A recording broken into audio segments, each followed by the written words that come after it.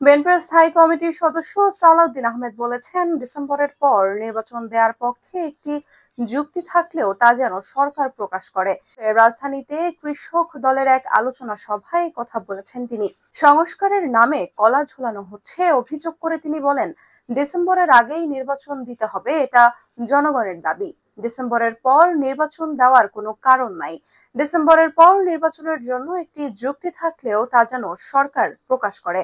আগামী ২ জুন প্রধান উপদেষ্টা আলোচনার জন্য বিএনপিকে যমুনায় আমন্ত্রণ জানিয়ে সালাউদ্দিন বলেন, আলোচনার জন্য আনুষ্ঠানিকতার কমতি নেই, কিন্তু কাজের কাজ কিছুই নেই তাদের।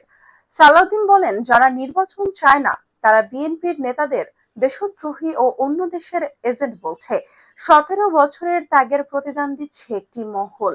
সালাউদ্দিন আহমেদ আরো বলেন, নির্বাচনে, নির্যাতনে, কারাবাসে, আয়নাঘরে যারা ১৭ বছর ফ্যাসিবাদ বিরোধী আন্দোলন করেছে তাদের দেশদ্রোহী বানানো হচ্ছে। বিএনপির বিরুদ্ধে উদ্দেশ্য প্রণোদিত এই অপপ্রচার গণতান্ত্রিক সংগ্রামকে কলঙ্কিত করে।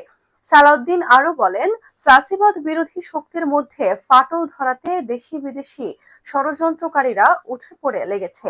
একটি গোষ্ঠী তাদের ক্ষমতাকে দীর্ঘায়িত করতে অথবা ফ্যাসিবাদ পুনর্বাসিত করতে ফ্যাসিবাদ বিরোধী ঐক্য ফাটল ধরাচ্ছে। নির্বাচনের কথা বললেও নারাজ হন প্রধান উপদেষ্টা। উল্লেখ্য, সর্বশেষ গত শনিবার প্রধান উপদেষ্টা ডক্টর মোহাম্মদ ইউনূসের সঙ্গে সাক্ষাৎ করে বিএনপি ও জামায়াত। রাষ্ট্রীয় অতিথি ভবন যমুনায় এই সাক্ষাৎ অনুষ্ঠিত হয়।